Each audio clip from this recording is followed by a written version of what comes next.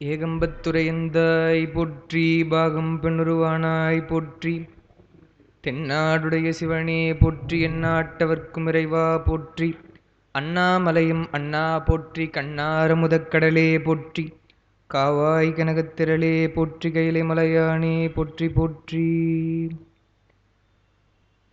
பரசமய கோளரியை பாலராவாயனை பூம்பழனம் சூழ்ந்த சிரபுரத்து திருஞான சம்பந்தப் பெருமானை தேயமெல்லாம் குரவையிடத் தமிழ்வேதம் விரித்தருளும் கவுனியதும் குலதீபத்தை விரவியமை ஆளுடைய வென்றிமழை இளங்கலிற்றை விரும்பி வாழ்வான். தூக்கு சீர் திருத்தொண்டு தொகை விரிவாக்கினால் சொல வல்லபிரான் எங்கள் பாக்கிய பயனாப்பதி குன்றைவாழ் சேக்கிழானடி சென்னி சேர்த்துவாம். எல்லாம் வல்ல கட்சி ஏகம்பப் பெருமானுடைய திருவடிகளை என்னுடைய மனமொழிமைகளால் வணங்கிக் கொள்கின்றேன். சிவஞான அருள்நெறி அறக்கட்டளை என்ற நம்முடைய அமைப்பின் மூலமாக வாரந்தோறும் தொடர்ந்து சைவத் திருமுறைகளில் 12ஆம் திருமுறையாக இருக்கக்கூடிய திருத்தொண்டர் புராணத்தை சிந்திப்பதற்கு வாய்ப்பளித்த நம்முடைய அறக்கட்டளையுடைய நிறுவனர் ஞானமையா அவர்களே, எளியனுடைய உரையையும் கேட்பதற்காக இங்கே வந்திருக்கக்கூடிய பெருமக்களே, உங்கள் அனைவருக்கும் என்னுடைய பணிவான வணக்கங்களை தெரிவித்துக் கொண்டு, இந்த வகுப்பு நடைபெறாது என்று சென்ற வாரம் சொல்லியிருந்தோம். இருந்தாலும் ஒரு திடீர் மாற்றங்கள் நேற்று இருந்தாலும் அதனை உடனே ஐயாவோடு தொடர்பு கொண்ட பொழுது தாராளமாக வகுப்பை அமைக்கலாம் என்று கூறிய அவருடைய அந்த திறத்திற்கு நான் என்னுடைய தனிப்பட்ட முறையில் நன்றி சொல்லி, திருநகர் சிறப்பிலே நமக்கு தெரியும் மனுநீதிச் சோழருடைய வரலாற்றை நாம் சிந்தித்து கொண்டு வருகிறோம். இன்று பெரியவர்களுடைய சில உரைகளெல்லாம் பார்க்கும் பொழுது நிறைவு பகுதியை பார்த்தோம், பொதுவாக பார்ப்போம். ஒரு செய்தி கவனிக்கும் பொழுது நாமளே ஏதோ பேசும்போது நாம கூட படித்து வரும்போது மனுநீதிச் சோழன்னு சொல்கிறோமே, மனுநீதிச் சோழர் இருந்தால் சொல்லணும் போல இருக்கு என்ற அளவிற்கு அவருடைய அந்த நிறைவு பாடல் எல்லாம் படிக்கும் பொழுதே கண் கலங்கக்கூடிய ஒரு சூழ்நிலை வருகிறது. பெருமானும் இவ்வளோ ஒரு பெருங்கருணை, அப்படி நாம் அவரை தான் சொல்லுவோம் பெருங்கருணையாளன் என்று பெருமானை சொல்லுவோம்.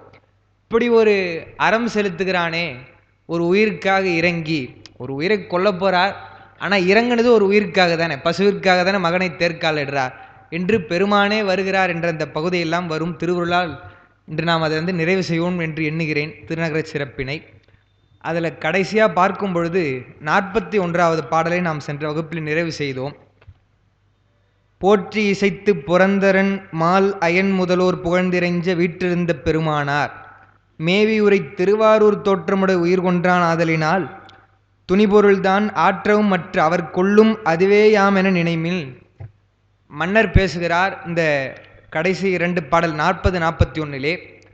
நீங்கள் சொல்கிறதெல்லாம் இருக்கட்டும்பா, அது நிற்க என்று சொல்லி எந்த சமாதானமும் நீங்கள் சொல்ல வேண்டாம். என்னுடைய மகனாக இருந்தாலும் சரி, யாராக இருந்தாலும் சரி, தெரிந்தோ தெரியாமலோ அவன் கொன்றது திருவாரூர் தோற்றமுடைய உயிர், அதனால் ஒரு அடியாரை கொன்றது போல். அதுவும் அவருடைய விளக்கங்களை நம்ம பார்த்தோம். நல்ல அறிவுடைய பசுவினுடைய கன்று அது, அதனால் அது சாதாரண பசு இல்லை. எந்த பசு இது மாதிரி இந்த ஆராய்ச்சி மணியெல்லாம் எழுப்பும் பசுக்கு தெரியாது, 5 அறிவுன்னு சொல்கிறோம், ஆனால் இது அறிவுடைய பசு, அதனுடைய கன்று இது. ஆகையால் நாம் மற்ற பசுக்கு செய்வது போல் இந்த வழக்கை எடுத்துக்கொள்ளக்கூடாது, இது ஒரு சிறப்பான வழக்கு போல் எடுத்து அவனையும் கொல்வதுதான் முறை என்று மன்னர் பேசுகிறார். அதையெல்லாம் நாம் சென்ற வகுப்பிலே பார்த்தோம். அந்த திருவாரூர் தோற்றம் என்பது எவ்வளவு அரிது என்பதைத்தான் நாம் பெரியவருடைய அந்த மொழிகளை எல்லாம் சென்ற வகுப்பில் பார்த்தோம். குமரகுருபரர் பாடக்கூடிய அந்த சிதம்பரம் மும்மணி கோயிலும் முதல்ல எடுத்த உடனே அதை சொல்றார். ஆரூர் பிறந்த நேர்படின் அல்லது செயற்கையின் எய்தும் இயற்கையது அன்றே. 2 வரியே போதும், இருந்தாலும் நம்ம அந்த பாட்டு முழுக்க எழுதியிருந்தோம். என்னன்னு சொன்னா, திருவாரூரிலே பிறந்தால் முக்தி, காசியிலே இறந்தால் முக்தி, தில்லையை தரிசிக்க முக்தி என்று சொல்லுவார். அடுத்து திருவண்ணாமலை இணைக்க முக்தி, காஞ்சியில் வசிக்க முக்திலாம் சொல்லுவாங்க. 3 தான் மிக முக்கியமாக சொல்லும் பொழுது முக்தி தலங்கள்லாம் சொல்கிறாங்க. இது 3ம் ரொம்ப சிறப்பாக சொல்லுவாங்கன்னு பார்த்தோம். அந்த 3ஐ பார்க்கும் பொழுது தில்லையை தரிசிப்பது என்று சொன்னால் கூட தில்லையில் இருக்கிறவங்களே முதல்ல போய் பெருமானை தரிசனம் பண்ணணும். அதற்கு ஏதோ ஒரு முயற்சி நாம் எடுக்கணும்னு பார்க்குறோம். காசியில் இறத்தல்னு சொன்னால் அது எவ்வளோ கஷ்டம்னு அவர் பாடுறார். இங்கேருந்து சிரமப்பட்டு போனோம், பசி வரும், நோய் வரும், அதையெல்லாம் தாங்கணும். ஒருவேளை காசிக்கு போகிறதுக்கு முன்னாடியே உயிர் போனாலும் போயிடலாம், எப்போ போகும்னு தெரியாது. அங்கே போனாலும் உயிர் போகும் வரை அங்கே இருக்கணும்னு சொன்னால் அவ்வளவு சிரமம். அவர் தில்லையை சொல்றார். இருந்தாலும் நாம் இப்படி யோசித்தோம்னு சொன்னா, ஆனால் திருவாரூர் தோற்றம் என்று சொன்னால் அது நம்ம கையில கிடையாது. அது பெருமானே நம்முடைய தவப்பயன் காரணமாக அவன் தந்துட்டான்னு சொன்னா அது அவ்வளவுதான். கிஃப்டட் சைல்டுன்னு சொல்ற மாதிரி, பார்ன் வித் சில்வர் ஸ்பூன்னு சொல்லுவாங்க ஆங்கிலத்தில். பிறக்கும் பொழுதே எல்லா வசதியோடு இருந்து நல்லா இருக்குன்னு சொன்னா அந்த குழந்தை அப்படி சொல்லுவாங்க. அதுபோல் தவம் இருந்து நாம் திருவாரூர்ல பிறந்துட்டோம்னு சொன்னா அது நம்முடைய முயற்சி இல்லை, பெருமானுடைய அருள். அப்ப அது இன்னும் எவ்வளவு அது ரேர். அப்படி ஒரு முக்திக்கு போகக்கூடிய அந்த உயிரை போய் நீ கொன்னுட்டியப்பா என்றுதான் மன்னர் பேசுகிறார். அவருக்கு கோபம் வருதுன்னு பார்க்கிறோம். மந்திரிகளையும் அவர் நீங்க சொல்றதெல்லாம் சரியில்லை, முறை இல்லைன்னே சொல்லிடுறாருன்னு பார்க்கிறோம். அதுதான் 41 பாடல்கள் வரை இருந்த செய்தி. இன்றைய குறிப்பு வரும். நான் வேற காலதாமதமாக இன்று வந்த காரணத்தினாலே இப்பொழுதுதான் அதை ஜெராக்ஸ் எடுக்கிறதுக்காக கொடுத்துருக்குறோம். 9-11 போட்டு இன்றைய குறிப்பிலே 42வது பாடல் தொடங்கும்.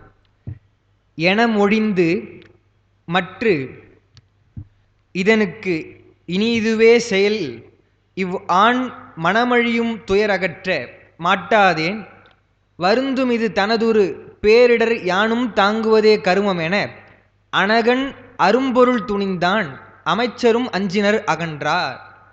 மன்னர் விளக்கங்களை எல்லாம் சொல்லிட்டார். முதல்ல சொல்லும் பொழுதே என்ன சொன்னார், நான் என்னுடைய மகனை தேர்காலில் இட போறேன்னு சொல்லிட்டு நீங்க இப்படி பேசுறீங்களா என்று கேட்கும் பொழுதே அவருடைய முடிவு என்ன என்பது தெரிஞ்சிருச்சு முன்ன பாட்டிலேயே. அப்போ மன்னர் மேற்கூறியவாறு 2 பாட்டில் சொல்லி அதான் அந்த குறிப்பில் கொடுத்துருப்பேன்.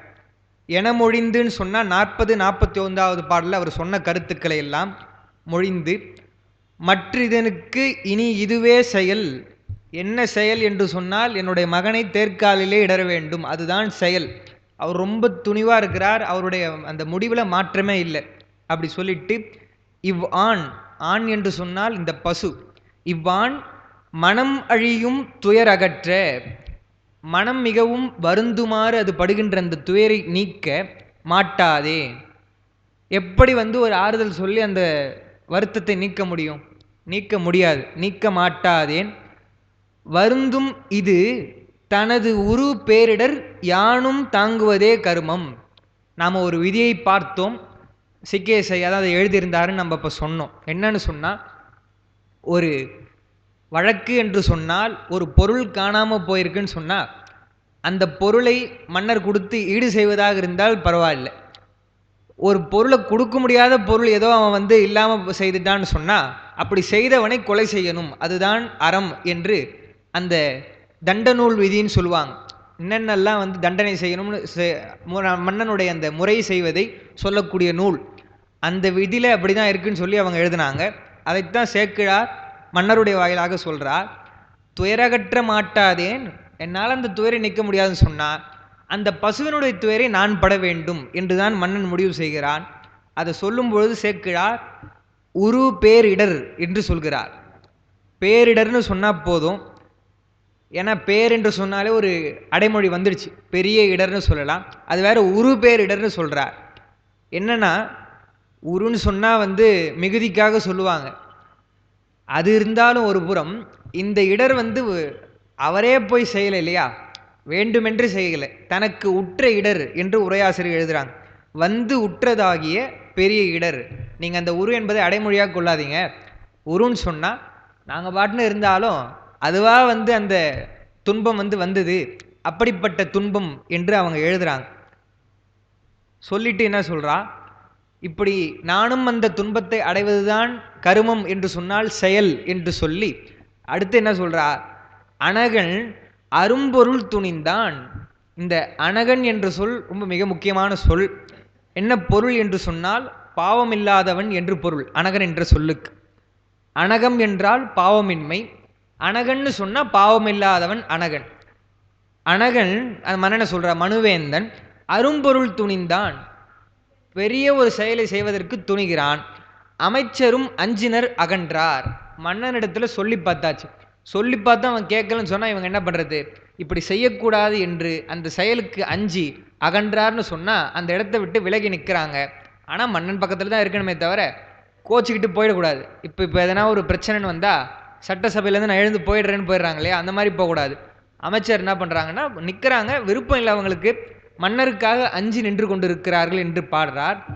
அந்த அனகன் என்ற சொல்லை ஏன் ரொம்ப முக்கியமாக சொன்னோன்னா, இதெல்லாம் சேக்கிழார் பெருமான் ஒரு வார்த்தையும் அவருடைய நுட்பமாக பார்க்கணும்னு சொல்லுவோம். திருவிசைப்பாவிலே திருமாளிகைத் தேவர் பாடக்கூடிய பாட்டு நமக்கு தெரியும், ஒளிவளர் விளக்கேன்னு.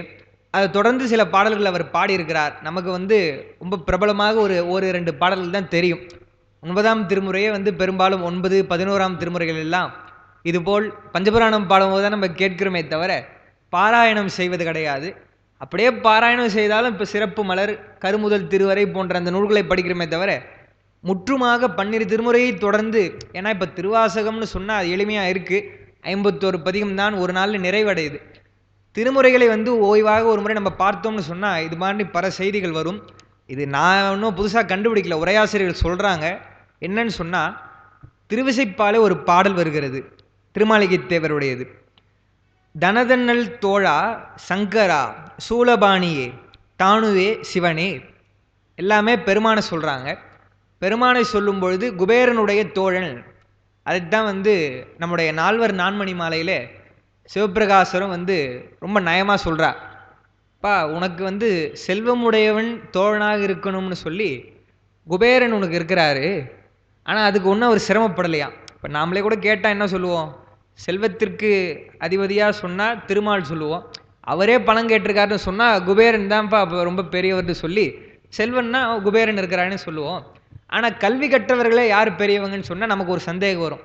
யாரை சொல்லலான்னு தெரியலையே, யார் சிறந்த கல்வி உடையவர்கள்? செல்வம் உடையவர்னா குபேரன், கல்வி உடையவர் யார் என்று பெருமானே ரொம்ப காலம் வெயிட் பண்ணிட்டு இருந்தாராம். காத்து கொண்டிருந்து சுந்தரனை தோழனாக பெற்றார். எப்படின்னா, ஒரு செல்வத்திற்கு எப்படி அழகைப்பதி கோன் ஆகிய குபேரன் இருக்கிறானோ, அதுபோல் கல்விக்கு சுந்தரா நீ இருக்கிற என்று உன்னை பெருமானே காத்திருந்து பெற்றான் என்று சொன்னால் உன்னுடைய பெருமை எப்படிப்பட்டதுன்னு அவர் சுந்தரரை பாடுறார். அதுதான் எல்லாமே பெருமானை அடையாளப்படுத்துவதாக சொல்லும் பொழுது, தனதன்னல் தோழா சங்கரா, சங்கரான்னா பெருமானுடைய பெயர்னு தெரியும், சூலபாணியே தானுவே சிவனே கனகனல் தூணே கற்பக கொழுந்தே கண்கள் மூன்றுடையதோர் கரும்பே என்று சொல்லி அனகனே, அனகன் என்று சொல் பெருமானுக்கு அவர் சொல்றார் திருமாளிகை தேவர். அனகனே குமர விநாயக சனக அம்பலத்து அமரசேகரனே நுணகழல் இணையின் நெஞ்சினுள் இனிதா தொண்டனேன் நுகருமா நுகரே. அது சொல்லி அனகனேன்னு சொல்லி அப்புறம் குமரனுக்கும் விநாயகனுக்கும் நீ அப்பாவாக இருக்கிறப்பா, தாதையா இருக்கிறேன்னு சொல்லிலாம் அவர் பாடுறார் பார்க்கிறோம். அந்த அனகன் என்று சொன்னால் பாவமில்லாதவன்னா என்ன அர்த்தம்? பெருமான் வினை தொடக்கு நம்ம போல் கிடையாது, அவனுக்கு வினையெல்லாம் கிடையாதுன்னு பார்க்கிறோம். பெருமான் இருக்கிறார், உயிர்களுக்கு தான் வினை உண்டு என்பதற்காக நம்முடைய பெருமானை அவர் அனகன் என்று சொல்வது போல் மனுநீதி சோழனை அனகன் என்று சொன்னால் என்ன பொருள்? அந்த அனகன் அரும்பொருள் துணிந்தான் என்று சொல்றார் அடுத்த வரியில. அந்த அரும்பொருள் என்பது தன்னுடைய மகனை தேர்காலிலே இடறச் செய்கிறான். நமக்கு ஒரு சந்தேகம் வரலாமே, ஏன்னா எதற்காக தண்டனை வழங்கப்படுகிறதுன்னு சொன்னால் பசுவை கொன்னதுக்காக. அதை சரி பண்ணுறதுக்காக இவர் ஒரு கொலை செய்யலாமா? அது நியாயமா என்று கேட்டால் நியாயம்தான்றார். அதனால தான் பாவமே இல்லாதவனாகிய அனகன் என்ற அந்த ஒரு சொல்லை இங்கே சேக்கிழார் பெருமான் சொல்கிறார். பாவம் இல்லாதவன் என்ன செய்கிறான்? அரும்பொருள் துணிந்தான் என்று சொல்கிறார்கள். அதுதான் அரசனும் கொலை துணிந்தான் ஆகலின் இச்செயலும் மகன் செயன் போல் பாவச் செயல்தானே என்று ஐயுமுறுவார்க்கு இது அவ்வாறு ஆகாது என்க. அதற்காக அந்த சொல்லை சொன்னார்னு எழுதுறாங்க. ஏன் அவர் செய்தார்னு சொன்னால், மகனை நரகத்தில் துன்பப்படாமல் தடுத்து நற்கதி அளித்தல் ஒன்று. ஏன் அப்படி கொலை செய்யணும், அவ்வளோ பெரிய தவறா சார் பண்ணிட்டாரு அப்படின்னா, அவன் செய்த பாவத்திற்கு எப்படியும் நரகத்தில் துன்பம் அனுபவிப்பான். நல்ல தவமுடைய குழந்தை அதே மாதிரி ஒன்று பார்க்கணும். இவருக்கு ரொம்ப மகன் மேலே அன்பே இல்லை போல இருக்கு மனுநீதி சோழருக்கு, அவர் பாட்டுன்னு இப்படி தேர்கால் இட்டுட்டாரேன்னு பார்க்கக்கூடாது. பேரன்பு இருந்ததுனால தான் அவர் நரகத்தில் போய் துன்பப்படக்கூடாது. நாமளே அந்த தீங்கு இங்கேயே முடிச்சிட்டேன்னு சொன்னால் அதற்கப்புறம் நற்கதி அடைவான். எப்படி? சண்டேஸ்வரனுடைய வரலாற்றில் பார்க்கும் பொழுது அந்த தாதையை தாளர வீசினார், அவருக்கும் சிவலோகத்தில் இடம் கிடைத்தது. இயற்பகை நாயனாருடைய அந்த வரலாற்றில் பார்க்கும் பொழுதும் சேக்கிழாரே சொல்லுவார், அவருடைய அந்த சுற்றத்தாரும் உடனுரையும் பயன்பெற்றார் என்று சொன்னால், அடியார்களால் அந்த ஏதோ ஒரு தண்டனை வழங்கப்படுகிறதுன்னு சொன்னால் அந்த தண்டனை வழங்கப்பெற்ற உயிர்களும் நற்கதி அடைகின்றது. சிவலோகம் கிடைக்கிறது எவ்வளோ, சிவலோகத்தில் போய் அது சாலோகமா சாமீபமா சாரூபமானலாம் இருக்கட்டும், அது தனி. ஆனால் அதுக்கு உள்ளே போயிட்டோம்னு சொன்னாலே அது ஒரு பெரிய நிலை தானே. அங்கே போய் அடியார்களோடு இருந்தால் நல்ல கதி வரும். அதைத்தான் சொல்றார். மகனுடைய அந்த நரக துன்பத்தை நீக்கவும், ரெண்டாவது பசுவின் துன்பத்தை குறைத்தலாலும். எப்படி பசுவினுடைய அந்த துயரம் போகும்னு சொன்னால், அது அறிவுடைய பசுதான். அதனால தான் ஆராய்ச்சி மணிலாம் அடிச்சது. உன்னை போல் நானும் அந்த துயரத்தை எழுதுகிறேன். இன்பமா இருந்தாலும் துன்பமா இருந்தாலும் நம்ம பகிர்றோம் இல்லையா, பகிர்ந்து கொண்டால் அது கொஞ்சம் இன்பம் இன்னும் இன்பமா இருக்கும், துன்பம் என்பது கொஞ்சம் குறையும் என்று எழுதுகிறார்கள். அதற்காக நம்முடைய மனுநீதி சோழர் அப்படி செய்கிறார் என்று அந்த செய்தியை எழுதுறாங்க. அடுத்ததாக 43வது பாடல். மன்னவன் தன் மைந்தனை அங்கு அழைத்து ஒரு மந்திரி தன்னை முன்னிவனை அவ்வீதி முரண் தேர்க்கால் ஊர்க என அன்னவனும் அது செய்யாது அகன்று தன் ஆருயிர் துறப்ப தன்னுடைய குலமகனை தான் கொண்டு மறுகணைந்தான். எப்படி இருந்திருக்கிறாங்க நேர்மையான்னு சொன்னா, மனுச்சோழர் மட்டுமல்லாமல் அங்கே இருக்கக்கூடிய அமைச்சர்களும் எப்படி இருந்திருக்கிறாங்க என்று பார்க்கணும். ஏன்னு சொன்னா, மன்னன் எவ்வழி அவ்வழி மக்கள் என்று சொல்வது போல் பாடியிருக்கிறாங்க அந்த காலத்திலே. எவ்வழி நல்லவர் ஆடவர் அவ்வழி நல்லை வாழிய நிலனே என்று சொல்கிறார்கள் சொன்னா, அந்த மன்னன் சரியா இருந்தால் தான் அவனுக்கு கீழே இருக்கக்கூடியவங்க சரியா இருப்பாங்கன்னு பார்க்கிறோம். மன்னவர் என்ன சொல்றார், அரும்பொருள் துணிந்து விட்டார், இது மாதிரி செய்யணும்னு சொல்லிட்டு செய்வதற்காக என்ன பண்றார், அந்த 43வது பாட்டு பாருங்க, இன்றைக்கு கொடுத்திருக்க குறிப்பில். மன்னவன் தன் மைந்தனை அங்கு அழைத்து, இப்போ விசாரணையெல்லாம் செய்யலை, இதுவும் ரொம்ப பார்க்கணும். அவங்க முடிவு பண்ணிட்டாங்க, அமைச்சர்களுக்குள்ள பேசிக்கின்னு இருக்காங்க. என்ன பண்றார், கூப்பிடுறார் தன்னுடைய மகனை. கூப்பிட்டு என்ன பண்றார், அவர்கிட்ட எதுவுமே பேசலை. மந்திரி தன்னை, அந்த மந்திரிக்கு சொல்லும் பொழுது ஒரு மந்திரின்னு சொல்றார் பாருங்க. ஒரு மந்திரி தன்னை முன் இவனை அவ்வீதி முரண் தேர்க்கால் ஊர்க என. பெருமக்களே, இன்றைய ஒரு வழக்கினுடைய அந்த நிலையை நம்ம பார்த்தா கூட, ஒரு தண்டனை கொடுக்குறோன்னு வச்சுங்களேன், அந்த குற்றம் புரிந்தவனை பார்த்து நீ என்னப்பா சொல்ற, உன்னுடைய கருத்து என்ன என்று கேட்பாங்க. அதுதான் முறை. ஆங்கிலனா கூட இருந்தால் என்ன பண்ணுறான், இந்த கொலை தண்டனை கொடுக்கறதுக்கு முன்னாடி சுதந்திர போராட்ட தியாகிகளுடைய வரலாற்றை பார்த்தால் உன்னுடைய கடைசி ஆசை என்ன என்று அவன் கேட்கிறான். அப்போது இவர் என்ன செய்திருக்கணும், உன்னுடைய கருத்து என்ன என்று தன்னுடைய மகனிடத்தில் கேட்டிருக்கணும் இல்லையா. மனுநீதி சோழர் அவர் நீதியாக இருந்தால் என்ன, மன்னனிடத்தில் அவனுடைய மகனிடத்தில் கேட்கணும். கேட்கலன்னு சொல்கிறார். கேட்காம அவனை அழைக்கிறார். அழைத்து ஒரு மந்திரியை கூட்டின்னு போப்பா, இவனை கூட்டின்னு போய் அந்த தேர் வீதி இருக்கு இல்லையா, அரச வீதி நம்ம பார்த்தோம், ராஜபாட்டை, அது அரசர் உலாவுகின்ற அந்த வீதி, அங்கே போய் அவனை அவனுடைய மார்பிலே தேரை ஏற்றுன்னு சொல்கிறார். அந்த பையன் பேசாமல் இருக்கிறாருன்னு பார்க்குறோம். இதுதான் நம்ம பேராசிரியர் சொல்லும் பொழுது அந்த மகனுடைய பக்குவம் எவ்வளோ பக்குவமாக இருக்குது. எப்படி நம்ம திருநாவுக்கரசருடைய அந்த அப்பூதி நாயனார் வரலாற்றை பார்த்தோம்னா, நல்லதாய் தந்தையேவ நான் இது செய்ய பெற்றேன்னு சொல்லி அவர் உயிர் துறக்கிறார். அந்த மகனை ரொம்ப சொல்லுவாங்க எல்லாரும், அந்த இலையை கூட எடுத்து கொடுத்து தான் உயிர் போகுது என்று சொல்கிறாங்க. அதுபோல் இவர் எதனா ஒரு மறுத்து பேசியிருக்கலாம் இல்லையா தன்னுடைய தந்தை இடத்துல. அப்பா தேர் நான் போனேன்னு சொன்னால், இப்போ அமைச்சர்கள் இவ்வளோ சொல்கிறாங்க, அதுபோல் இவர் சொல்லியிருக்கலாம், எனக்கு அது தெரியவே தெரியாது, இந்த மாதிரி அது பின் உருளையில் தான் வந்தது, பேக் வீலில் தான் மாட்டுச்சு, நீங்கள் செய்வது அறமே கிடையாது என்று எதிர்த்து பேசலாம் இல்லையா. ஒன்றுமே பேசலை, அவர் நிற்கிறார். அந்த ஒரு மந்திரி என்பதை உரையாசிரியர்கள் ஒப்பற்ற மந்திரி என்று எழுதுகிறாங்க. ஏன் ஒப்பற்ற மந்திரின்னு சொன்னால், இந்த பாட்டினுடைய நிறைவில் தெரியும் அவர் என்ன செய்கிறார் என்பதற்காக அவரை ஒப்பற்ற மந்திரி. அந்த மந்திரி தான் அந்த வளவை நின் புதல்வன் ஆங்கோர் மனிதன் தேர்மேல் ஏறி அப்படின்னு பேசினார் இல்லையா.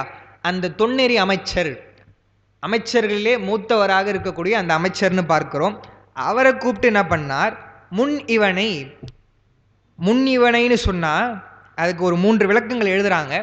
அதை நான் விளக்கும் போது விளக்குறேன். முன் இவனை என்ன பண்ணுங்க, அவ்வீதி முரண் தேர்க்கால், முரண்னு சொன்னால் வலிமையுடையன்னு அர்த்தம், வலிமையுடைய அந்த தேர்க்காலிலே ஏற்றி ஊர்க என அவன் மேலே ஏற்றி செல்லுங்கன்னு சொல்லி சொன்ன உடனே என்ன பண்ணார், அன்னவனும் என்று 3வது வரியில் சொன்னால் அந்த அமைச்சர் மன்னருடைய ஆணையை செய்ய வேண்டியது தானே, அது செய்யாம அது செய்யாது அகன்று தன் ஆருயிர் துறப்ப.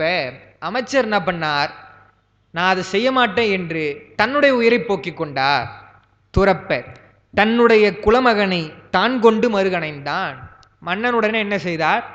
தன்னுடைய குலமகனாக இருக்கக்கூடிய தன்னுடைய மகனை தான் கொண்டு, சரிப்பா நீங்க இல்லைன்னா என்ன பண்றது, நான் அறம் செய்கிறேன் என்று மருகு என்று சொன்னால் அந்த வீதியிலே அந்த பக்கம் போய் தன்னுடைய மைந்தனோடு செல்கிறார் என்று பார்க்கிறோம்.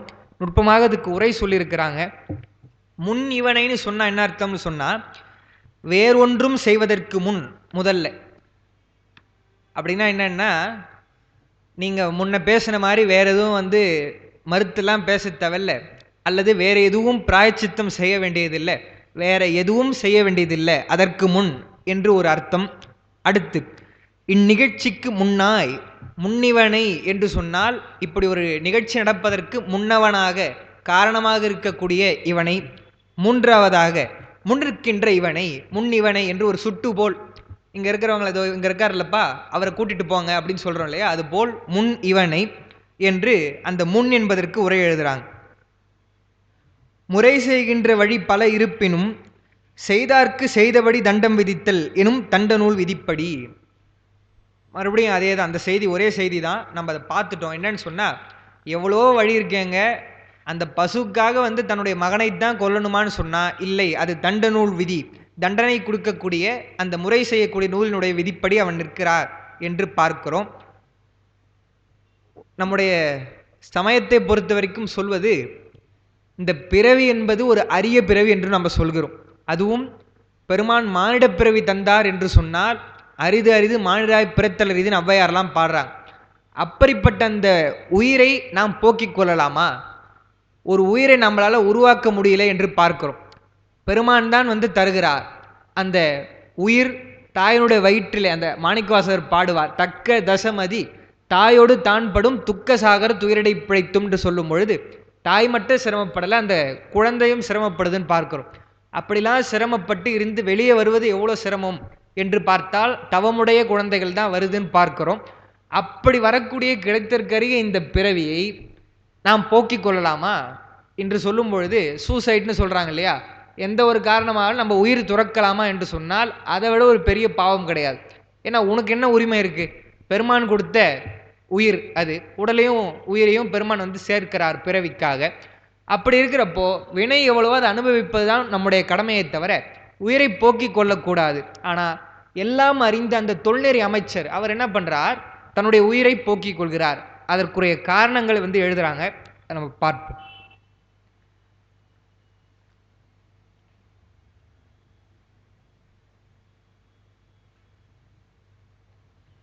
என்ன காரணம் என்று சொன்னால், தன் மனதின் உண்மைக்கு மாறுபாடான செயல் முதல் காரணம் அதுதான். என்னதான் இருந்தாலும் வள்ளுவர் தான் இதெல்லாம் சொல்ல முடியும். எப்படி சொல்றார்? பொய்யாமையா இருக்கணும்னு சொன்னா இப்படி இதெல்லாம் ஃபாலோ பண்ணன்னு இல்லப்பா. எப்படின்னு சொல்றார்? தன்னெஞ்சறிவது பொய்யற்க, பொய்த்த பின் தன்னெஞ்சே தன்னை சுடும். உனக்கு முதல்ல நீ உண்மையாயிரு, உன்னுடைய நெஞ்சுக்கு தெரியும் நீ உண்மையா இருக்கே இல்லைன்ட்டு. இல்லைன்னு சொன்னா உன்னுடைய நெஞ்சே உன்னை சுடும்னு சொன்னார். அது மாதிரி இவர் அமைச்சர் தன்னுடைய மன்னனுடைய மகனை தேர்காலில் இடர்னு சொன்ன உடனே ஏன் அவர் உயிர் துறக்கிறார்னு சொன்னா, தன் மனதின் உண்மைக்கு மாறுபாடான செயல். என்ன உண்மைன்னு சொன்னா அவ்வளோ காரணம் அவங்க சொல்றாங்க. ஏங்க இதுக்கும் இளவரசனுக்கு சம்பந்தமே இல்லை, இது அறமே இல்லை நீங்க செய்வது என்று அவர் சொல்றார். நாம வேத நூல்களிலே சொல்லியபடி என்ன செய்யணும்? அவனுக்கு தண்டனை வழங்கணுமே தவிர அரசிலங்குமரனை கொலை செய்வது முறையல்ல என்று பேசிய அமைச்சர் அவர். அதனால என்ன பண்றார்? நம்முடைய மனசுக்கு உடன்பாடு இல்லாத இந்த செய்தியை செய்யக்கூடாது என்று தன்னுடைய உயிரை துறக்கிறார். இரண்டாவது காரணம், பக்கம் 14 அது இருக்கு. தவத்தால் பிறந்த தன் எஜமானின் மகனை தேர்காலிலிட மனமின்மை. என்னதான் இருந்தாலும் அந்த மகன் என்பவன் தன்னுடைய எஜமானாகிய அரசனுடைய மகன். அதுவும் அவன் தவம் முயன்று சிவம் முயன்று அடைய பெற்ற தவப்பிள்ளைன்னு பார்க்கிறோம். அப்படின்னா என்ன அர்த்தம்னா, ஒருவேளை குழந்தை இல்லாமல் இருந்து பிறந்திருக்கலாம், இன்னொன்று ஒரே மகனா இருக்கிறான், இளமையிலேயே சிவனிடத்தில் அன்பு இருக்குன்னு சொன்னா அது பெரிய தவமுடைய பிள்ளை. அப்படிப்பட்ட அந்த பிள்ளையை கொள்வதற்கு அவருக்கு மனசு இல்லைன்னு பார்க்கிறோம். அதனால அவர் தன்னுடைய உயிர் துறந்தார். மூன்றாவது, அரசன் ஆணையை மீறியதால் அது பொருட்டு மன்னன் தன்னை முறை செய்ய மானம் அழிதற்கும் ஒருப்படவில்லை. இதுதான் ரொம்ப முக்கியமான விஷயம். என்னன்னு சொன்னால், ஒருவேளை வந்து அவர் மறுக்கிறாருன்னு வச்சுக்கங்க, அமைச்சர் வந்து இது மாதிரி நான் செய்யலைங்க, இல்லை மன்னா என்னால் செய்ய முடியாது, அறத்திற்கு புறம்பாக நான் செய்கிறேன், என் மனசாட்சிப்படி அவனை கொல்வது எனக்கு சரியா தெரியல, இதனால் நீங்கள் தண்டனை வேணால் கொடுங்களே தவிர கொல்லக்கூடாது என்று சொன்னால் என்ன அர்த்தம்னு சொன்னால், பெருமக்களே, அமைச்சர்கள் அரசனுக்கு அறிவுறுத்துறாங்க, அது வேற. அதெல்லாம் டிஸ்கஸ் பண்ணி எல்லாம் ஆராய்ந்து நிறைவாக அரசன் வந்து என்ன சொல்றான், ஆணை சொல்கிறான்னு பார்க்கிறோம். அப்போ இது அரசனுடைய கட்டளை, அதை வந்து மீறுவதற்கு யாருக்குமே தகுதி கிடையாது. சொல்லலாம், அந்த குழு இருக்கும் போது அவங்களுடைய கருத்தை சொல்லலாமே தவிர, எல்லாத்தையும் கேட்ட பிறகுதான் மன்னன் என்ன பண்றான், நீ என்னுடைய மகனை தேர்காலிலே இடுன்னு சொன்னா, அப்ப வந்து அமைச்சர்கள் எதுவும் பேசக்கூடாது. அப்படி பேசினா என்ன அர்த்தம் சொன்னா, அரசனுடைய ஆணையை மீறியதாக அர்த்தம். அப்ப மன்னன் என்ன பண்ணுவான், அரசனுடைய ஆணை மீறியதற்காக அவருக்கு ஒரு தண்டனை கொடுப்பான். தண்டனை கொடுக்கலனாலும் அது ஒரு இழிவு தானே. அரசனுடைய ஆணையை தொன்னேறி அமைச்சராக இருக்கக்கூடிய ஒப்பற்ற அமைச்சர் மீறிட்டார்னு சொன்னா அது எவ்வளவு பெரிய பழி என்று, அதனால் தன்னுடைய மானம் அழிவதற்கு ஒருப்படவில்லை என்று சொன்னால், எவ்வளோ அவங்களாம் வந்து அந்த மானம்னு சொன்னால் இப்படி தான் இருக்கணும் என்பதற்காக அதெல்லாம் ஒரு எடுத்துக்காட்டு போல் வாழ்ந்திருக்கிறாங்க. திருக்குறளில் 97வது அதிகாரத்திலே மானம் என்று ஒரு அதிகாரம். அந்த அதிகாரத்திற்கு பரிமேலழகர் உரை எழுதுகிறார். என்னன்னு சொன்னால், அகுதாவது எஞ்ஞான்றும் தம் நிலையில் தாழாமையும். முதல்ல மானம்னா என்ன அர்த்தம்னா, தன்னுடைய நிலையில இருந்து இறங்கக்கூடாது, தன்னுடைய நிலைமை சரியாக அவர் வந்து பாதுகாக்கணும்னு பார்க்கிறோம். ஆனால் அப்படி முடியுமா என்று சொன்னால், பெரியவங்களுக்கே அதெல்லாம் முடியாமல் போயிருக்குதுன்னு பார்க்கிறோம். சாதாரணமாக பாட்டு போயிட்டாங்க, பசி வந்தால் 10ம் பறந்து போகும்னு சொல்லிட்டாங்க. மானமாக இருந்தான்னா எதாக இருந்தா என்ன, பசின்னு சொன்னால் அதை விட்டுத்தான் வந்து ஒரு இடத்துல சாப்பாடு வேணும்னு கேட்குறோம். அப்போது நம்முடைய நிலைமையை நம்ம எப்பயுமே காப்பாற்றிக்க முடியாது. அது ஏன் அப்படி ஒரு நிலைமை வரணும் நமக்கு அப்படின்னு சொன்னால், அதான் எழுதுகிறார், தெய்வத்தால் தாழ்வு வந்துழி. தெய்வம் என்று சொன்னால் கடவுள்னு அர்த்தம் கிடையாது அந்த இடத்துல, வினை. தெய்வம், பால், ஊழ் இதெல்லாம் வந்து ஒரு பொருள். அப்போ வினையினால் வந்து நமக்கு ஒருவேளை தாழ்வு வரும் என்று சொன்னால் வந்துழி உயிர் வாழாமையும்.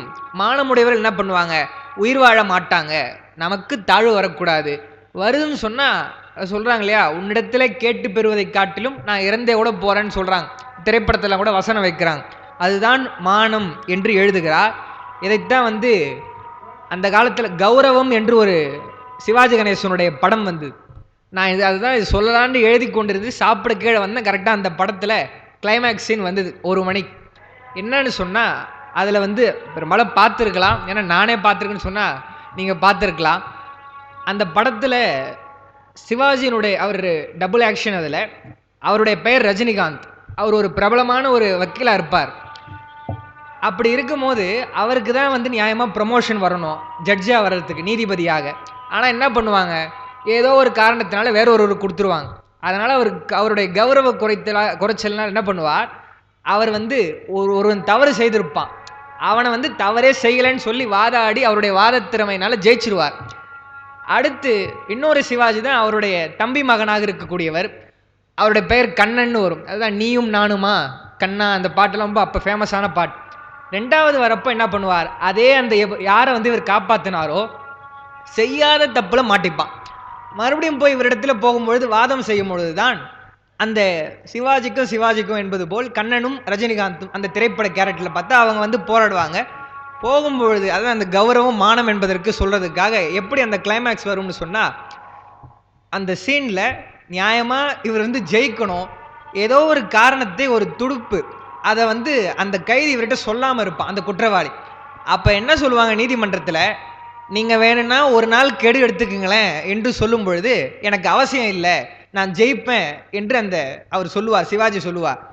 அப்போ தான் வந்து என்ன பண்ணுவாங்க, அது வந்து அவரால் முடியாது, தோற்று போயிடுவார்னு பார்க்குறோம்.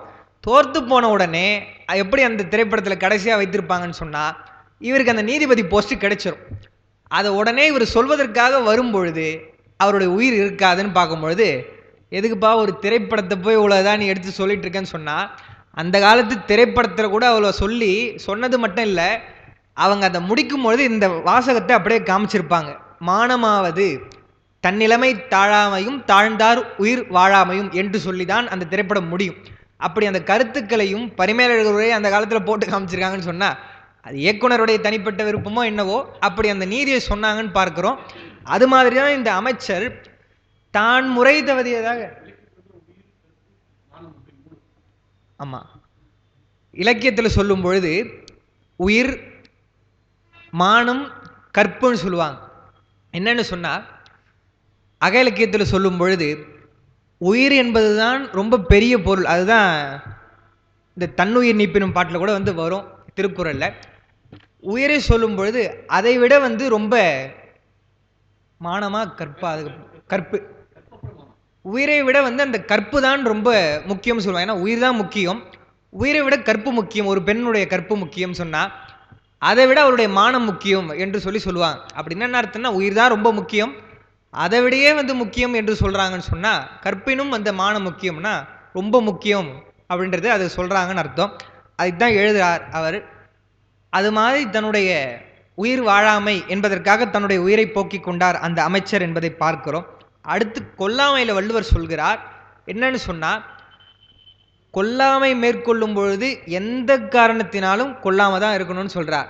எப்படி புலால் மறுத்தல்ல சொல்லும் பொழுது தன் ஊன் பெருக்கற்கு தான் பிரிது உண்பான் எங்கனம் ஆளும் அருள். சார் நாங்கள் வந்து விரும்பி சாப்பிடல, எங்களுடைய உடம்புக்காக நாங்கள் வந்து சாப்பிட்றோம் என்று அந்த புலாலை சாப்பிட்றவர் சொன்னார் கூட அதெல்லாம் சாப்பிடதான்ப்பா கூடாது, தன்னுடைய உடம்பிற்காக இன்னொரு உயிரை உடம்பை சாப்பிடலாமான்னு அவர் கேட்குறாருன்னு பார்க்கிறோம். அது மாதிரி என்ன சூழ்நிலையாக இருந்தாலும் நீ ஒரு உயிரை கொல்லக்கூடாது. அது வந்து பெருசாக வந்து மனித உயிர்னு இல்லை, ஓரறிவு உயிர் இருந்து ஆறறிவு உயிர் வரை என்று சொல்வதைத்தான் எப்படி சொல்றார் கொல்லாமையில்.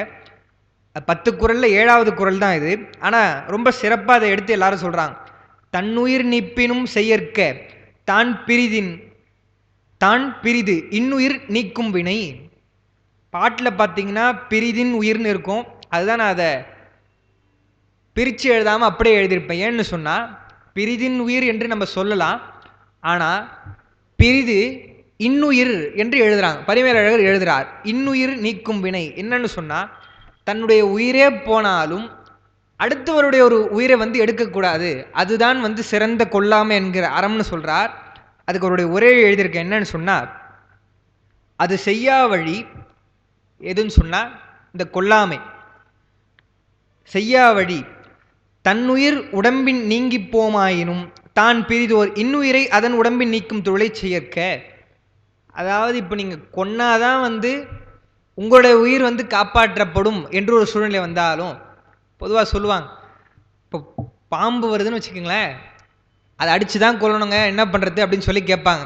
அதை தான் எழுதுறார் அப்படி கூட கொல்லாமல் இருந்தால் அதுதான் சிறந்தாரம். ஏன்னா அது துறவிகளுக்கு சொல்கிறார், துறவரத்தில் சொல்கிறார், எல்லாருக்கும் தான் சொல்கிறார். சிறப்பாக துறவிகளுக்கு சொல்லும் பொழுது அவங்களுடைய பொறுமை இன்னும் ரொம்ப உயர்ந்த பொறுமையாக இருக்கணும் இல்லையா. அதனால் தன்னுயிர் நீப்பணும் என்று சொன்னால் அவங்க கொன்னுடணும், அப்படி கொல்லலைன்னு சொன்னால் அவங்க உயிருக்கே ஆபத்து வரும் என்று சொன்னால் கூட அவங்க கொல்லக்கூடாது, அந்த கொல்லாமை என்பதை மேற்கொள்ளணும்னு சொல்கிறார். அதைத்தான் மேல் விளக்கத்தில் எழுதும்போது என்ன எழுதுகிறார் சொன்னால் தன்னை அது கொல்லினும் தான் அதனை கொல்லற்க என்றது. ஏன் சொல்கிறாங்க சார் அப்படின்னு சொன்னால் பாவம் கொலை உண்ட வழி தேய்தலும் கொன்ற வழி வளர்தலும் நோக்கி அப்படின்ட்டார். துறவிகளாக இருந்தாலும் யாராக இருந்தாலும் பாவம் வரக்கூடாதுன்னு பார்க்குறோம். ஏங்க வந்து நம்முடைய உயிர் போனால் கூட நம்ம கொல்லக்கூடாதுன்னு சொல்கிறோமே, ஏன்னு சொல்கிறோன்னு சொன்னால் நீங்கள் ஒரு வேளை வந்து அப்படி நேர்மையாக கொல்லாமல் இருந்து உங்களுடைய உயிர் போயிடுச்சுன்னு சொன்னால் உங்களுடைய பாவம் நீங்கும். ஆனால் நீங்கள் பயந்து கொண்டு வந்து அதை கொன்னுட்டீங்கன்னு சொன்னால் அது பாவம், உங்களுக்கு பாவம் தான் சேரும். அதனால் என்ன சொல்லிட்டார், பாவம் கொலை உண்ட வழி தேய்தலும் கொன்ற வழி வளர்தலும் நோக்கி நீங்கள் வந்து எப்பயுமே கொல்லாமல் தான் இருக்கணும் என்று எழுதினார்.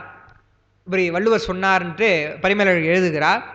சிவஞான முனிவர் சோமேசர் முதுமொழிவென்பால இந்த குறளை தான் எடுத்து நம்முடைய இந்த புராணத்து செய்தியை, அமைச்சருடைய இந்த செய்தியை எழுதுகிறார் என்று பார்க்கிறோம்.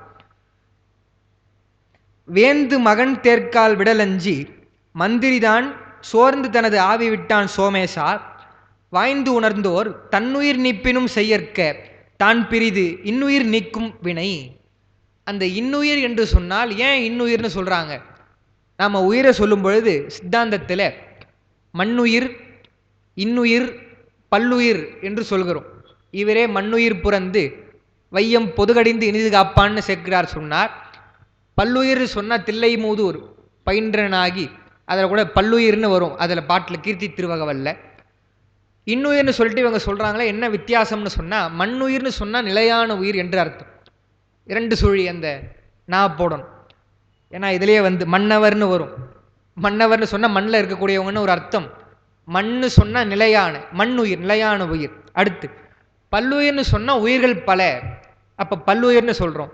இன்னுயிர்னு சொன்னால் ஏன்னு சொல்கிறோன்னு சொன்னால், நம்முடைய சித்தாந்த முறைப்படி எது இன்னுயிர்னு சொன்னால், உயிருக்குள்ளே இறைவன் இருக்கிறான் என்று உணர்ந்த உயிர் தான் இன்னுயிர்.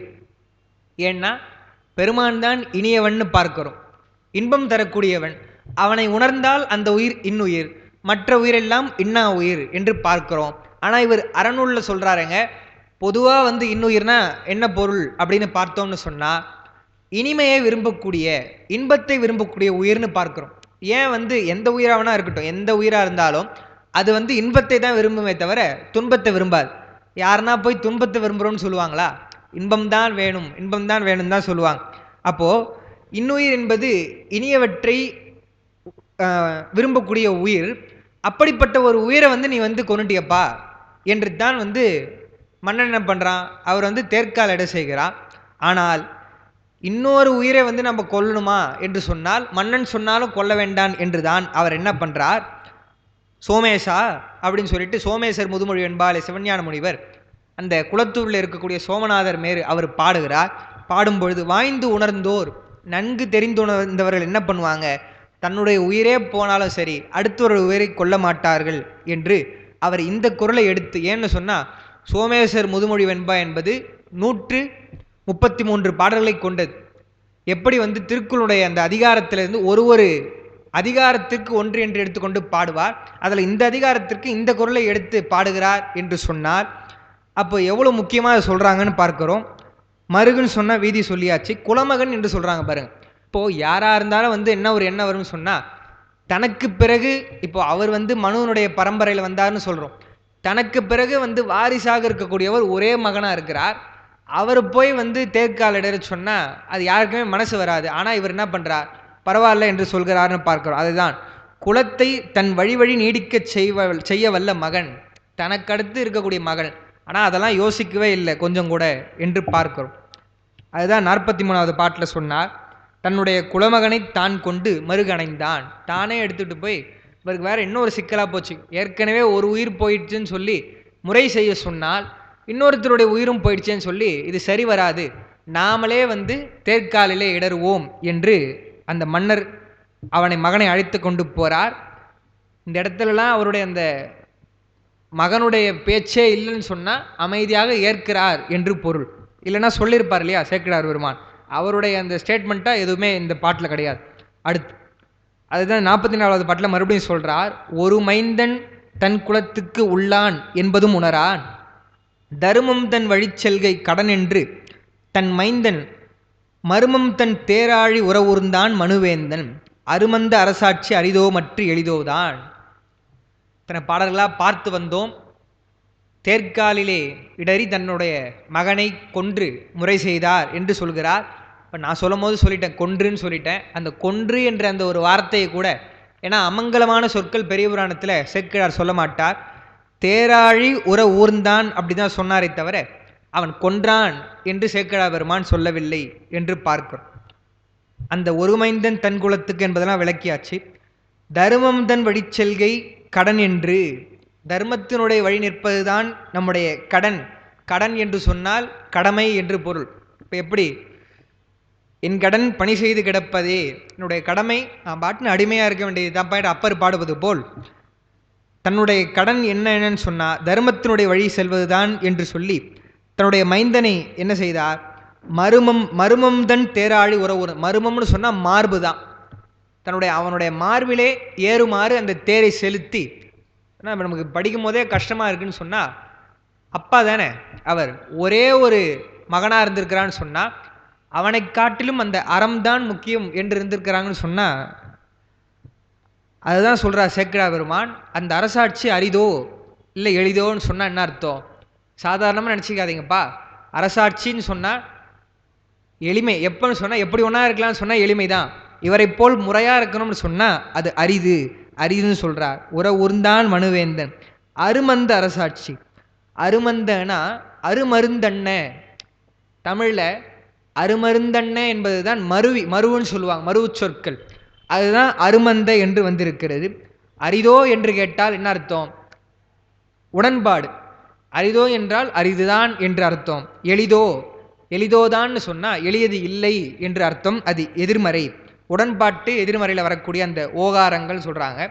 அந்த அருமந்த என்று வருவதற்கு பெருமான சொல்கிறாங்க, அருமந்த நன்மையெல்லாம் அடியார்க்கு ஈவான். எப்படி இவனுடைய அரசாட்சி, மன்னருடைய அரசாட்சி சொல்லும் பொழுது அருமந்த அரசாட்சின்னு சொன்னார். பெருமானை சொல்லும் பொழுது நம்முடைய திருமுறையில் 6ஆம் திருமுறையில் அருமந்த நன்மையெல்லாம் அடியார்க்கு ஈவான் அப்படின்னா அருமருந்து போன்ற நன்மை செய்வான்னு சொல்கிறாங்க. அருமந்தன்ன அதிர்கழல் சேர்மினோ, எந்தெந்த சொற்களை எல்லாம் பெருமானுக்கு சொல்லியிருக்கிறாங்களோ அதையெல்லாம் நம்முடைய மனுச்சோழருக்கு சொல்கிறார் சேக்கிழார் பெருமான்னு பார்க்கிறோம்.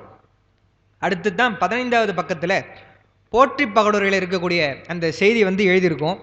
அதுதான் ஐயா ஆரம்பத்திலே சொன்னார். சென்ற வகுப்புலேயும் நம்ம அதை அடுத்த வகுப்பில் சொல்கிறோம் அப்படின்னு சொல்லி சொன்னோம்.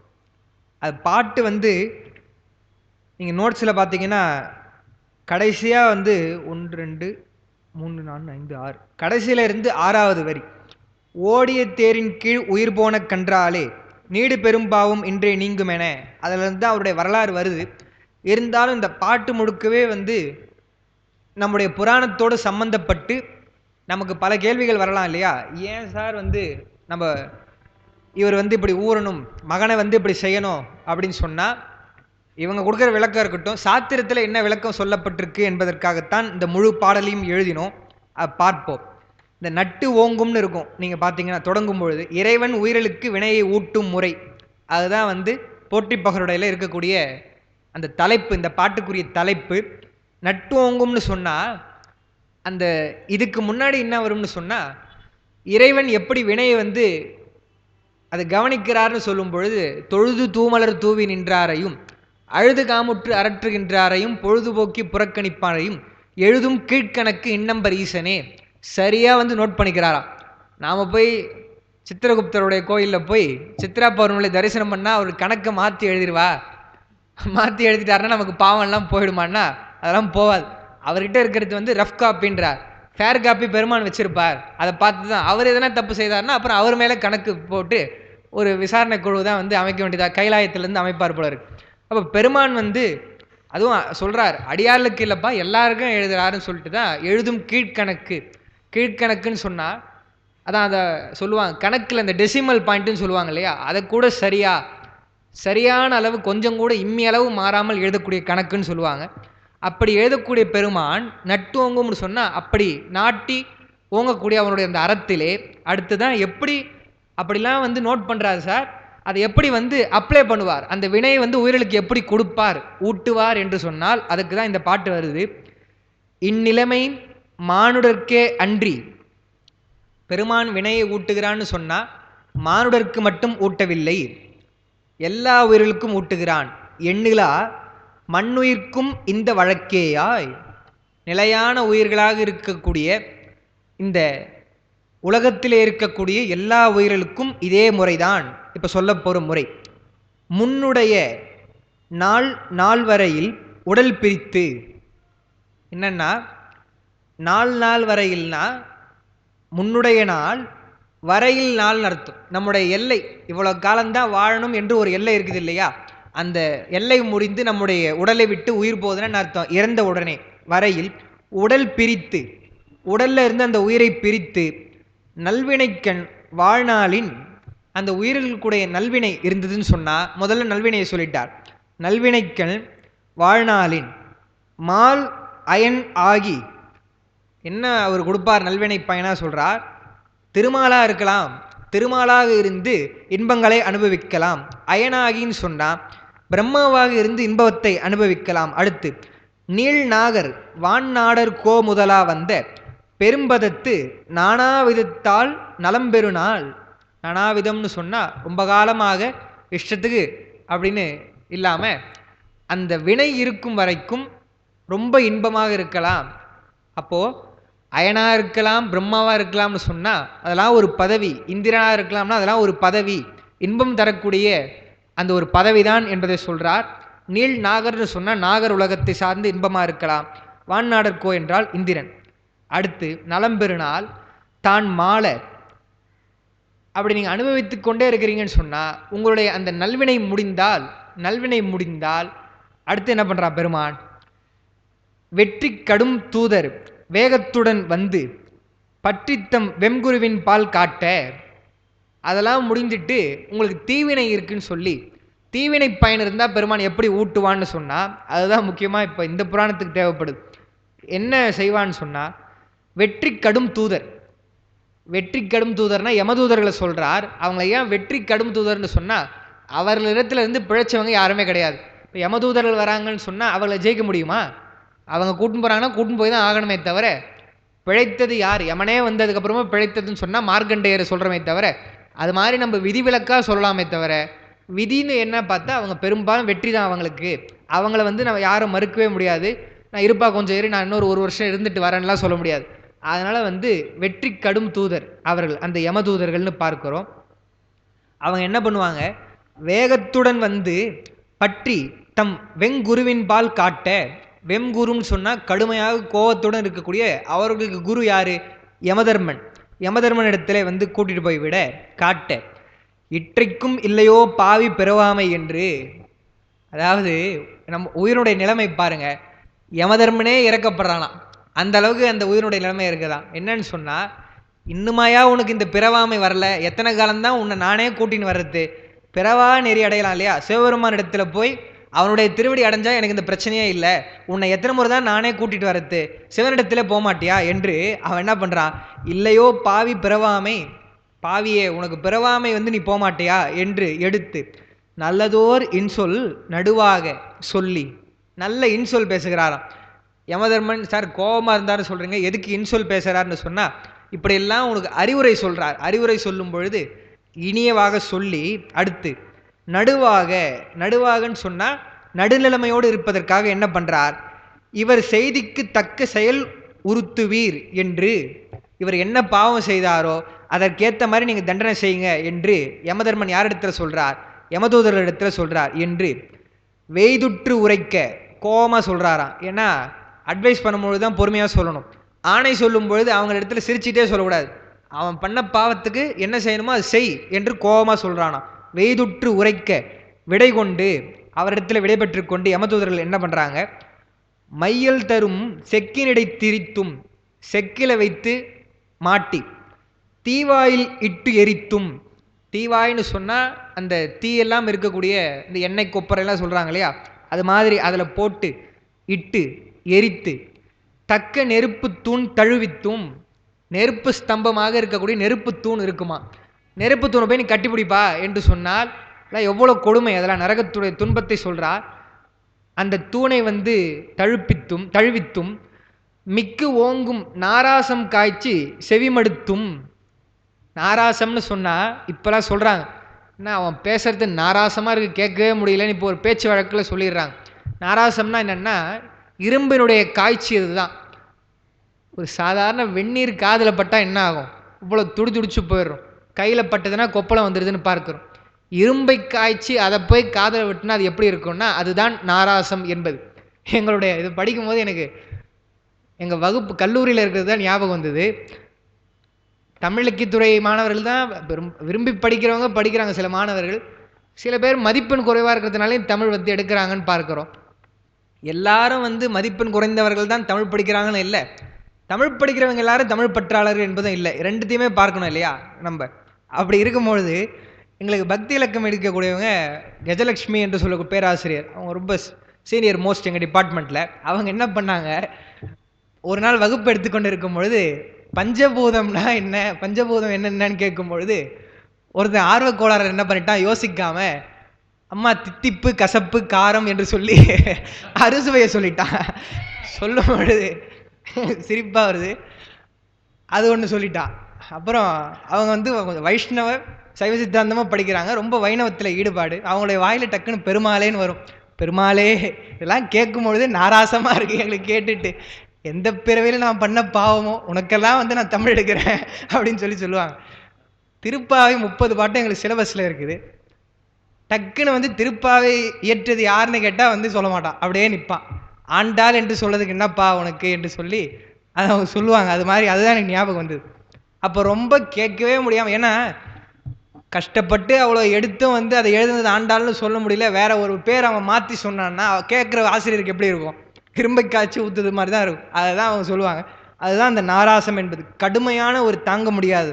அதை என்ன பண்ணுறாங்க, காய்ச்சி செவி மடுத்தும் காதில் ஊற்றுவாங்களாம். அடுத்து நான் அறிந்தும், பொய் பேசியிருக்கான்னு வச்சுக்கோங்க, பேசுனதெல்லாம் பொய்யா பேசியிருக்கான் உலகத்துலன்னு சொன்னால் என்ன பண்ணுவாங்க, நாக்கை அறிஞ்சிடுவாங்களாம். அடுத்து ஈரா உன் ஊனை தின் என்று அடித்தும், இப்போ பிற ஊனை தின்று தன்னுடைய உடம்பை வந்து ரொம்ப பாதுகாப்பாக வளர்த்துருந்தானா என்ன பண்ணுவாங்களாம், ஈரான்னு சொன்னால் கிழித்து, நீ அப்படி பண்ணலப்பா, உன்னுடைய உடம்பை கிழித்து உன்னுடைய ஊனை நீயே சாப்பிடு என்று துன்புறுத்துவாங்களாம். சாப்பிடலன்னா அடித்தும், அந்த மாதிரி சாப்பிட முடியுமான்னா அடிப்பான். அடித்து என்ன பண்ணுவான், உன் ஊனை தின் என்று அடித்தும் பேராமல் அங்கு ஆழ் நரகத்து அழுத்து வித்தும், பேராமல் சொன்னால் மேல முடியாமல் ஆழ்ந்த நரக குழி, அதில் என்ன பண்ணுவானா அழுத்து வித்தும், பின்னும் தம் வெம்கோபம் மாறாத வேட்கையராய், அவனுக்கு அதில் ஒரு மகிழ்ச்சி போல இருக்கு, விருப்பமாக என்ன பண்ணுவான்னா கோபம் வந்து அவனால், ஏன்னா யமதர்மன் சொல்லிட்டார் அவனுடைய குருவுக்கு அவன் சரியாக இருக்கிறான், கோபப்பட்டு என்ன பண்ணுறான் வேட்கையராய், இங்கு ஒரு நாள்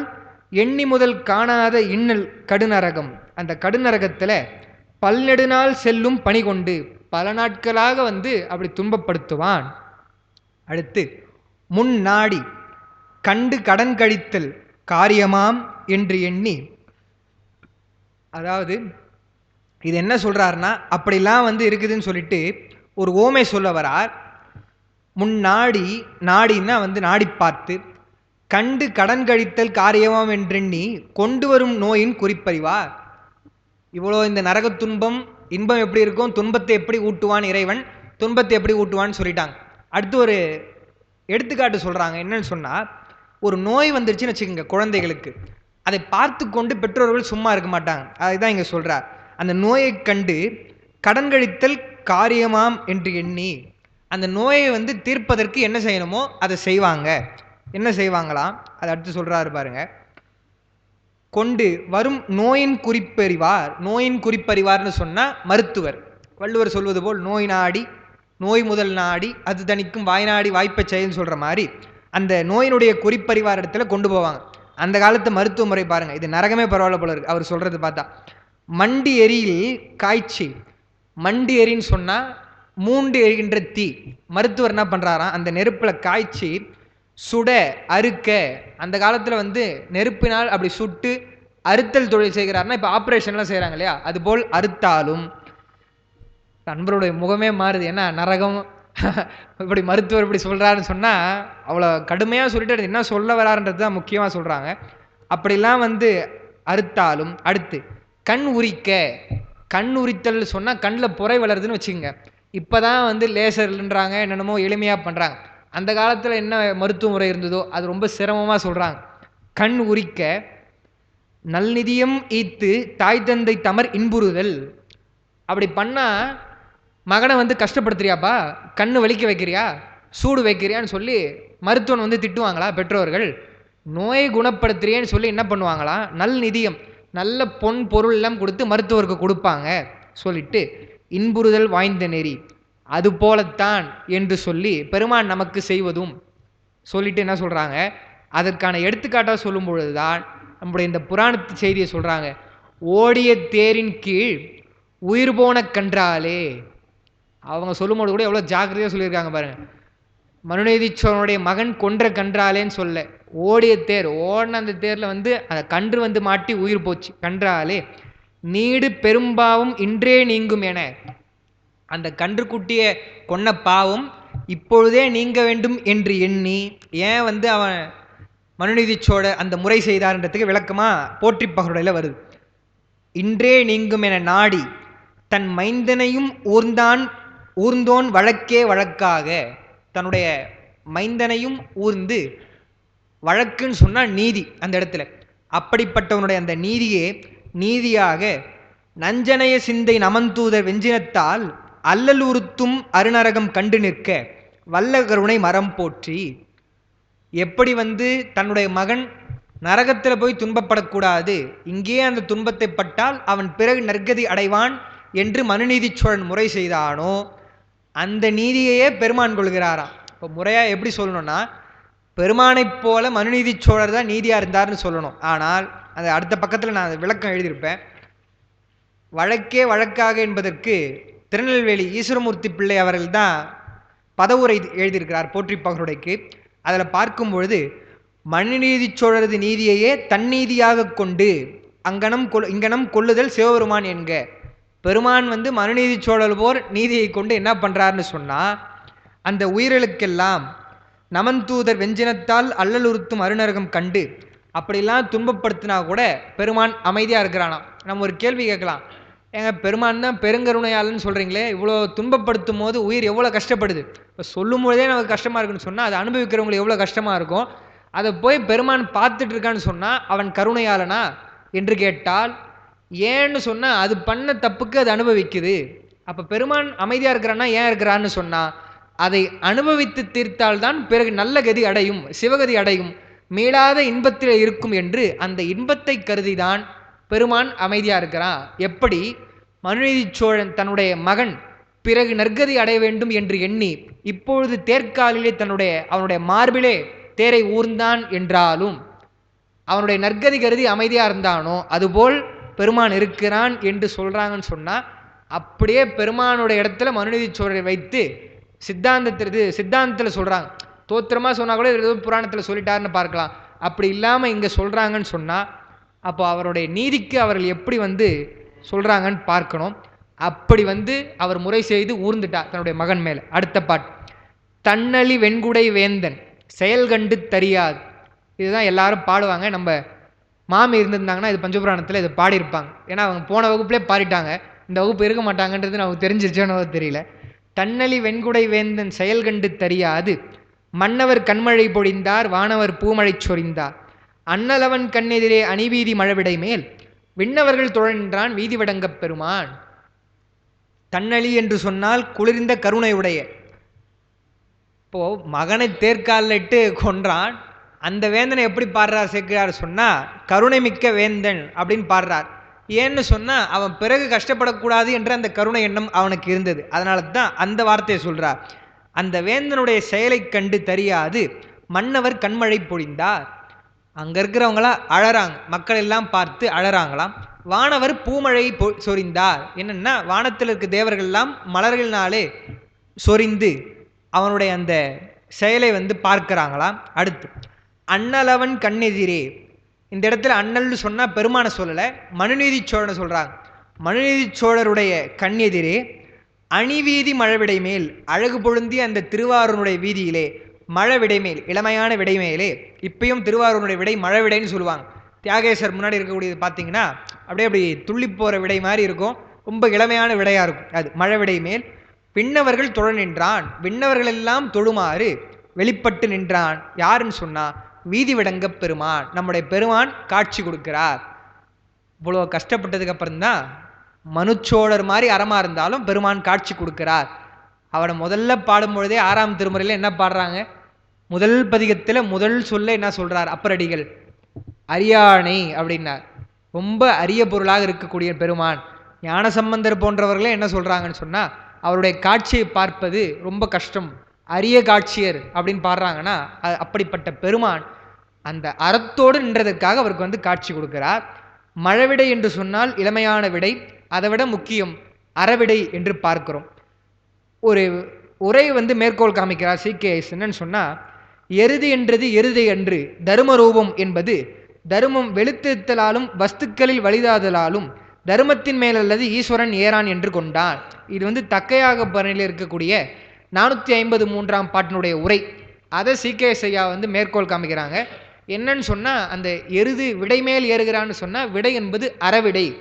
ஏன் அறம்னு சொன்னால் வெளுத்திருப்பது. முதல்ல அறத்தினுடைய அடையாளம் வெண்மைன்னு பார்க்கிறோம். அடுத்து வஸ்துக்களில் வலிதாக இருப்பது, பொருள்களிலே சிறந்தது எதுன்னு சொன்னால் வலிமையுடையது எதுன்னு சொன்னால் அறம். அந்த அறம் மட்டும்தான் பெருமானை தாங்கக்கூடிய ஆற்றல் பெற்றிருப்பதுன்னு பார்க்குறோம். வேற எதுவும் பெருமானை தாங்க முடியாது என்று பார்க்கிறோம். அதனால் பெருமான் ஏறுவது அறவிடை. திருமால் கூட திரிபுரம் எரித்த போது பெருமாள் நம்முடைய பெருமானை இடவமாக இருந்து தாங்கினான் என்று வரும். திருவாசகத்தில் தான் அது கூட வரும். மால்விடையாக தாங்கினான் சாழலோ என்று வரும்னு பார்க்கிறோம். வீதி விடங்கர் என்று சொன்னால் நமக்கு தெரிஞ்ச விளக்கம்தான். விடங்கர் என்றால் உளிப்படாதவர் என்று அர்த்தம். டங்கம் என்றால் உளி, விடங்கம் என்று சொன்னால் உளியிலே செதுக்கப்படாத பெருமான். அந்த வரலாறுலாம் நமக்கு தெரியும். முசுகுந்த சக்கரவர்த்தியினுடைய வரலாறுல இருந்து எல்லா வரலாறும். அதுதான் திருவாரூருடைய தனிச்சிறப்புன்னு பார்க்கும். எப்படி பொல்லா பிள்ளையாரோ அதுபோல் நம்முடைய பெருமான் விடங்கப் பெருமானாக இருக்கிறார் என்று பார்க்கிறோம். 46வது பாடல். சரி, 45 பாடல் நம்ம பார்த்துருக்கிறோம். 50 பாடல்களில் ஒரு வேளை சரியாக வந்து முடிச்சிருக்கலாம். நானும் வந்தோம். அப்படி பெருமானே வந்ததுக்காக விண்ணவர்கள் தொழன்றான் வீதி விடங்க பெருமான் என்று சொல்லி அடுத்து ரொம்ப முக்கியமான செய்திலாம் சொல்கிறார். இதில் எழுதியது இல்லாமல் சிலதெல்லாம் சொல்ல வேண்டியதாக இருக்கும். அது அடுத்து நம்ம சிந்திக்க வேண்டிய வரலாற்றுக்கும் ஒரு எப்படி சொல்வது, ஒரு ஆதாரமாக அந்த பாட்டினுடைய செய்தியெல்லாம் வரும். அதை ஓய்வாக சிந்திப்பது தான் நல்லது என்று சொல்லி இந்த அளவிலே சிந்திப்பதற்கு பெருந்துணை செய்த திருவருளையும் குருவருளையும் சிந்தித்து போற்றி அடியனுடைய உரையை இருந்து கேட்ட பெருமக்களாகிய உங்கள் அனைவருக்கும் என்னுடைய நன்றியை சொல்லி, எப்படி அமைத்தாலும் இல்லை என்று சொன்னாலும் இருக்குன்னு சொன்னாலும் உடனே இதை ஒப்புக்கொண்டு இந்த வகுப்பை அமைத்த நம்முடைய அறக்கட்டளை நிறுவனர் ஐயா அவர்களுக்கும் என்னுடைய நெஞ்சார்ந்த நன்றியை மீண்டும் தெரிவித்துக் கொண்டு நிறைவு செய்கிறேன். நன்றி, வணக்கம். திருச்சிற்றம்பலம்.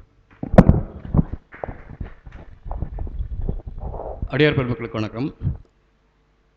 கடவுள் வாழ்த்தில் ஒரு பாடல் உண்டு. பொறிவாயில் ஐந்தவித்தான் பொய்தீர் ஒழுக்கு நெறி நின்றார் நீடு வாழ்வார் அப்படின்னு. அதில் பரிமேலழகர் உரையில் என்ன சொல்லுவார், 2 வார்த்தை சொல்லுவார். ஒன்று பிரிதின் கிழமை தற்கிழமை அப்படின்ட்டு, தற்கிழமை பிரிதின் கிழமை அப்படின்னு சொல்லிட்டு. அதை நாங்கள் இப்போ சென்னை பல்கலைக்கழகத்தில் படிக்கும்போது நம்ம சிவச்சந்திரையோட விரிவாக அதை அலசிருக்கோம். அது என்ன அது தற்கிழமை பிரிதின் கிழமை அப்படின்னா, இப்போ ஒரு ஆஃபீஸில் ஒரு ஆர்டர் போடுறாருன்னு வச்சுங்களேன். இது மாதிரி மழையினால் நம்ம நிறைய லீவெல்லாம் விட்டோம். ஸோ இந்த ஸ்கூல் பசங்களுக்கு பாடம் எல்லாம் இந்த டைமுக்கு முடிக்க முடியாது, அதனால் எல்லா சனிக்கிழமையும் இனிமேல் வகுப்பு இருக்கும் அப்படின்னு ஒரு ஆர்டர் போடுறாருன்னு வச்சுங்க. அந்த ஆர்டர் போடுறது என்ன ஆகும், அவருக்கு அவர் கடமையை முடிச்சிட்டார். ஆர்டர் போட்டு அந்த கடமையை முடிச்சிட்டார். அது கடைநிலை பயன்பாடுறாங்க இல்லையா அந்த மாணவர்கள், அது வரைக்கும் போய் சேரணும். அப்போ தான் அவரோட எண்ணம் பலிக்கும். ஸோ ஆஃபீஸர் போடும்போது அது தற்கிழமையாக இருந்தது. தான் தன்னுடைய எண்ணத்தை வெளிப்படுற ஒரு கருத்தாக இருந்தது, ஆர்டராக இருந்தது. அது கடைசி அந்த ஹெட் மாஸ்டர், அதுக்கப்புறம் கல்வித்துறை அதிகாரிகள், ஹெட் மாஸ்டர், அதுக்கப்புறம் டீச்சர்ஸு, அப்புறம் ஸ்டூடெண்ட்டு, இவங்களுக்கு அது போய் சேர்ந்ததால் தான் அதனோட பலன் கிடைக்கும். லீவ் விட்டது அதை ஈடுபடுறதுக்காக போட்ட ஆர்டர் அது. ஸோ இதுதான் தற்கிழமை பிரிதின் கிழமை அப்படின்னு சொல்லிட்டு விளக்கம் வருது. அது மாதிரி இப்போ பெருமான் ஒரு ஒழுக்க நெறி, இந்த பூமியில் பிறந்துட்டேன்னா ஒழுக்க நெறியோடு இருந்தேன்னா நீ சொர்க்கத்துக்கு போவ, கஷ்டப்பட மாட்டா அப்படின்னு ஒரு ஒழுக்க நெறி சொல்கிறாரு. அவர் அந்த ஒழுக்க நெறியை கடைபிடிக்க வேண்டிய கடமை மக்களுக்கு இருக்குது. அது எப்படி வரணும்னா, அரசாங்கம் போடுற ஆர்டர் இல்லை. இப்போ இங்கே மனுநீதி சோழன் அதை கடைப்பிடிக்கிறான் அவன். ஸோ அந்த வழியில் கடைசி ஊழியன் இருக்க ஊழியன் இல்லை, நம்ம பிரஜை இருக்காங்க இல்லையா, குடிமகன், அவன் வரைக்கும் அந்த ஒழுக்க நெறி நின்றாதான் பெருமானுக்கு பெருமை. அதனால தான் இன்றைக்கி நம்ம பெரிய புராணம் ஏன் படிக்கிறோம் அப்படின்னா, பெரிய புராணத்தை நடைமுறைப்படுத்தணும். பெரிய புராணத்தை நடைமுறைப்படுத்தாத வரைக்கும் நம்ம சைவராக இருந்து பிரயோஜனம் கிடையாது. கதை கேட்டு இந்த காதலுக்காக வாங்கி அந்த காதலை விட்டு போவதில்லை. காந்தியடிகள் ஏன் அந்த வாய்மையையும் கொல்லாமையும் இது பண்ணாருன்னா, புத்த மதத்தை அவங்க அம்மாவை சொல்லி மூலமாக தெரிஞ்சிட்டாரு. கொல்லாமை தத்துவத்தை சமணரோட அவங்க அம்மா மூலமாக தெரிஞ்சிட்டாரு. ஹரிச்சந்திரன் வரலாறு அவங்க சொல்லி கேட்டுருக்காரு. இது 2 விஷயம் சின்ன வயசில் நல்லா மனசில் பதிந்தது தான் கடைசி காலம் வரைக்கும் அவர் அந்த நேர்மையோடு இருந்துட்டு போனார். ஸோ இந்த ஹரிச்சந்திரன் இது மனுநீதி சோழன் அதே உருக்கம் ஹரிச்சந்திரனோட கடைசி காலத்தில் வரும்.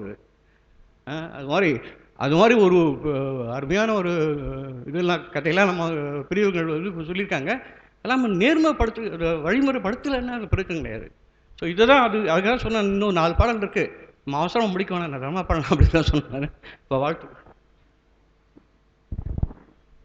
பெருமக்களே, ஒரே ஒரு செய்தி ஐயா சொன்னதுக்கப்புறம், அதாவது நானே நினைத்தேன், அது என்னமோ சொல்ல ஒரு மாதிரி தன்னஞ்செறிவது பொய்யற்கன்னு நான் சொன்ன மாதிரி எனக்கே ஒரு கில்ட்டாக இருந்தது. நானே டைம் பார்த்து வேகமாக முடிச்சிட முடியுமோன்னு வேகமாக போனேன். அதை விட அது கூட அப்படி கூட இருந்துடலாமே தவிர, அடுத்து வர பாட்டு ரொம்ப முக்கியமான ஒரு வரிலாம் வந்து வருது. அதுதான் அடிப்படையா சேக்கிழார் பெருமான் சொல்லுகிறார்.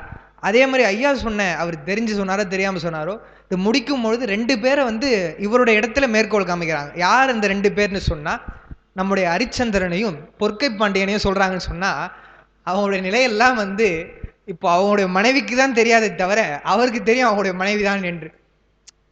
அப்போ வந்து அது தெரிஞ்சும் நீ அப்படிதான் முறை செய்யணும், அது என்னவோ அது செய்யணும்னு சொன்னா, அவங்களுடைய அந்த நிலையெல்லாம் அதுதான் நீதிக்கு எடுத்துக்காட்டா இருந்தா, அதுவே போதும் பெருமான் வந்துருவான். விண்ணவர்கள் தொழ நின்றான் வீதி வழங்க பெருமான் என்று சொல்லி இப்பொழுது வாழ்த்து.